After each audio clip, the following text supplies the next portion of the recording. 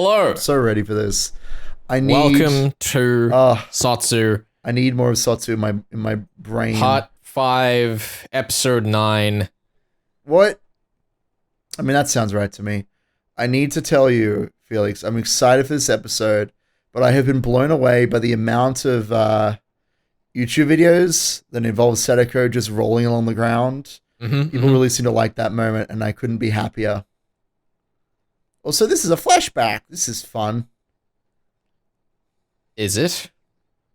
I mean, he's all angry and stuff. Like, I mean, this looks pretty present tense to me. This is reformed Tepe. What do you mean, is it? This doesn't seem like the Tepe I know and love. I'm still me, as evidenced by the similarity to me in that last... Yeah, you know. I don't think she's changed Ship that of much, Theseus truthfully. time. Let's do it. Yua seems to agree. I don't think that she really has changed that much. And Yua, you know, she's just here to see how Sadako becomes a better person. You know, that's just how this show works. I'm really excited for at the end of episode 15 for it to just go, next time on, and we go, no! Our schedule! We'll have to adapt and overcome the tragedy of more Higurashi content. I don't know, I'm just enjoying this show more the further we get into it, like... Yeah, I mean, I talked a really long time last time we like chatted, but the long and the short of it is really I'm just vibing with it more. I understand more what this show is and like what it's trying to do. One might say I've lowered my expectations, but you know, that's whatever. I mean, I would agree, but like there's nothing intrinsically wrong with that. Oh no. It's not bad, right? I'm not saying I've lowered it, so I'm like, oh, even watching paint dry could be fun. It's chair it's time for chair, yeah. This is so great. A teaspoon? Is he gonna pull a Keiichi? Is that what this is? Of course oh he my is. God, yes! I'm so ready. It's Tatari. It's what has to happen. Look, I understand that. I'm just exclaiming at how excited I am for him to nearly burn down the house. Thank goodness that this, like, abandoned house already has a restocked fire extinguisher. Well, Sadako had to put it back in, you know? She was like, safety first. Safety is important. I didn't want people dying this when I is want like them to. the manyth loop that he's done this, and so she learned in one of them to make sure she had a fire extinguisher. I will now let this child tell me how to, like, run my life. I mean, you'd fall for it. Would I? She's like 10. I don't think I would, somehow. Unless I was a wonderful thug like Tepe here. I guess then I might. I like how they just framed, like, all of the animation of Sadako out the bottom there, like... It's so good! Put a blanket on her. She's so hard at work, making up evil schemes. Like... Did we really need a flashback for that? Did we really need a flashback for that? No, we definitely didn't. We definitely didn't. Do you reckon Oishi, like, offers to try help make things better and Sadako jabs him because she doesn't want that? Get things wrong? Yeah, probably. I mean, I still am not entirely certain if Sadako is the one who jabs him. That's the part that I'm, like, working on. Explain everything to you first. What did you do on the way here? They enjoyed the air conditioning, Felix, obviously. I guess they did. What else would you do in Oishi's car except enjoy his company and his nufufu laugh? What? What? Symbolism. That sugar or whatever, it got ate up. It got ruined. Or salt, whatever it was. She just knocked them both out? Oh, that's what it was. Okay. Truthfully, I just want to get to the scene with... Thanks, Sadako. They just keep doing it. I'm sorry. I can't, like, get on board with how every single scene they're like, we have to make sure to show her red eyes or show her in shadow because you have to remember that she's actually evil. Like, remember that. They mentioned the grave, but so we saw it on screen. It happened. Finally, your dreams can be realized. This really is the happiest fragment. It really is. Yeah, I'm mostly curious to just get to the scene with Keiichi and the batting incident. You know what? I've maintained that, you know, it's not Tepe but Oishi theory, but I mean, it may just be Tepe. At this point, it could be any of Sadako, Tepe, or Oishi. But that's the thing, right? Like, we're in a situation where both Oishi and Teppei are kind of interchangeable. I almost think because they're interchangeable, it has to be Sadako because her role in it would have to matter as a specific. Wait, what has to be Sadako specifically? It kills Keiichi. Hitting Keiichi with the bats? Yeah. Hold on. Oh, interesting. My argument is more that, like, because they are interchangeable, it would have more of a, like, a note to it, a tone to it, if they bait and switches and it's neither of them. Yeah, sure. But I don't think we have any good reason to do that yet. Here it comes. Around. The scene we've all been waiting for. Oh, there it is. Oh, that Teppei. Peed on, Shrine. I mean, like, it's obvious what he's doing here, but I don't understand why. Other than just the syndrome. His plan is just bad. Yeah. I thought that was obvious. But yeah, he's like, yeah. I wasn't thinking of that because of how you rocks up at the end of the arc accusing Rika. We got one more episode to do the dress and hopefully kill Oreo. You know, because she's the worst character. Let's be real. Wouldn't that be cathartic for you, Felix? It's like your least favorite scene in the show if immediately afterwards she walks out of the meeting with Keiichi and just gets whacked. Like, I hadn't really thought about it like that, but now you say it all in one go. I'm like, I kind of like that's something that was just a thought I had just now. I would be pretty into that if that was what happened. She was like, "Yes, Keiichi, you have my blessing to do whatever you want." The only thing that doesn't work about that is that after the meeting, we still know that she goes to the city council or whatever, and Oishi isn't there. That said, we still could, listen, if we're doing magical realism and swapping out Teppei and Oishi, we could still have it be that someone else actually is the one that calls it in with the council, and the scene we see there is a fake out. I don't know that we would go that far, but we'll see. Like, I'd be down for that. I'm just telling you what I think would be fun, not what I think is plausible. I need to be entirely honest. This is a Patricia theory or whatever. These are the theories that I would enjoy seeing come to life. These are not the theories that I have a particular fondness for. I suppose we will continue in just a second, but it'll be a week for us. Thank you for joining us, and on to future us. Plug it directly into my veins. What are we plugging directly into your veins? SOTSU! What's he doing? He's just making Teppei more of a target by, like, dumping trash everywhere. Yeah. Oishi, my boy, I don't know that you've thought this plan out. I feel like your brain might not be entirely all together. I do want to say, I know that we talked about this last week. What was... Ooh. What is that? Some kind of mind break? Don't use that phrase, but yeah. I really love the cutaway to show the, like, shattering thing there. That was like... It's such a perfect way of depicting it. There are so many layers on which you could take that visual metaphor, and that's like the cleanest part about it.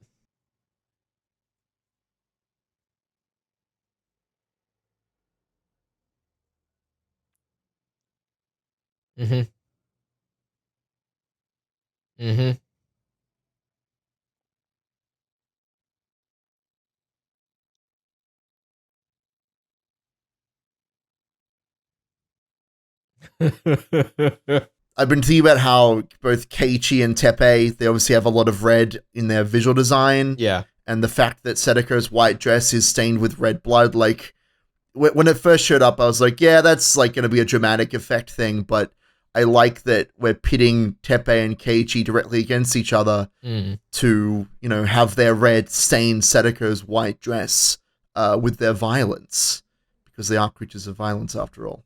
Speaking of red, scratch that neck open, why don't you? That's the, like, through line metaphor we're going with for people who get infected with the syndrome. Yeah. With this godlike syndrome. They all become intensely attached to someone, which, you know, I don't feel like I need to explain why that's relevant, but yeah. I do enjoy seeing these scenes from Higurashi that originally had such power being completely deprived of that power. I think that's also kind of fun. Like, when we saw this scene the first time in Go, we knew that it wasn't going to be good, but Uishi is more or less going to completely just directly undermine this scene, right? Yeah, how would he react if he knew the truth, Uishi? If only there was some way. Yes, well. Yeah. In retrospect, like, he really is the perfect kind of final proper culprit, taking that angle. It's true. He probably is the culprit of all of the crimes, if we think about it. I mean, that would make sense to me, of course. Really, what we're seeing when we see Sadako obsessed with Rika is just, it's really another mask that Uishi wears to display his obsession with the absolutely. It's all about these parallels. Like, yeah, of course. Well, parallels, but I would say, direct continuations of the story. At the end of the series... Oh, I see what you're saying. No, Sadako's going to take in our face theory off. of looping time, eventually Sadako and Rika turn into the dam manager and Uishi. Yeah, exactly. She's going to take her face off and she's going to look out at us and say, come into my car, I have air conditioning. Hold on a minute. What's going on? I've just realized what Uishi's number plate is.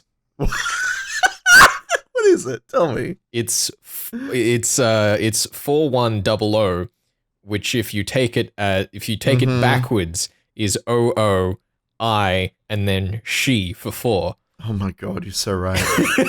Can I tell you, when you said I've realized something, I thought you were about to just be like, I understand the whole story. But really, I feel like that revelation is just as impactful, so... Remember how much we were losing our minds at this part and go? It's great. Look, it's a great scene. Uishi just like, yes, I know what I'm doing. I know how to make everything work out perfectly. Mm-hmm. Ruins everything. Yeah, I'm excited to see how this final bit plays out, because I've been leaning, I know this is heresy, Felix, but I've been leaning closer towards Teppei being the one to whack Keiichi. Really? I feel like it just makes so much thematic sense for like the two closest people protecting Sadako to kill each other. But that said, I wish he was only brought in because of Teppei's intent to like help Sadako. So I think either way it works. I'm worried. I'm worried that it's going to be Teppei and my grand theory will rot and crumble. And there's your proof. Like that entire crowd. Mm-hmm. I love that thing of him saying it's this rotten as he scratches his neck. Mm-hmm. Mm-hmm. The real problem's on the inside. You can't quite see it. It's just under the skin. Looks at camera. What could possibly go wrong? Yeah, well, that's the thing, right? Uishi taking shit into his own hands is, again, like a condition for the happy ending of Matsubayashi. So everything Uishi is doing right now mechanically is part of him, like, helping the club and, like, doing good shit. Yeah. But it's perverted. I think that's the best word to describe this arc. It is completely just disgustingly perverted by the intentions of Sadako. I'm of the opinion that we generally aren't going to be shown outright false scenes. That said, this is leaning back towards Uishi. We'll see. No. We're going to be shown the falsest fucking scenes. Look, I mean, we'll see. We'll see. Yeah, I remember watching this scene and being like, Sadako sounds so, like, depressed. Now like, I'll this finally whole thing be is just free. hollow. Oh, what a fucking lie. You're finally free. Now she's like, oh, I'm so superior, but maybe there are some cracks in my heart. Maybe those exist. Wait, does this mean that her uncle doesn't give her the dress? Again, I will be very sad if that's not the case, because that would be like the strongest shit. All of my theories crumbling. What I'm really saying is, Ryukishi, bring me on to write your shit. Look, I'm just saying. We'll see. Lean. What kind of pose is that? Sadako, are you trying to make him nervous? Come on, Jacrono. Where's your analysis of the situation? Give us your big thonkin analysis moment. Oh, fuck. Oh, I think that's my analysis. All right, good. I'm glad that my initial impression was correct. At least of, Oh, she didn't shoot him. She couldn't do it. You know what? This is even better. This is perfect. I take it all back. I'm so ready for this.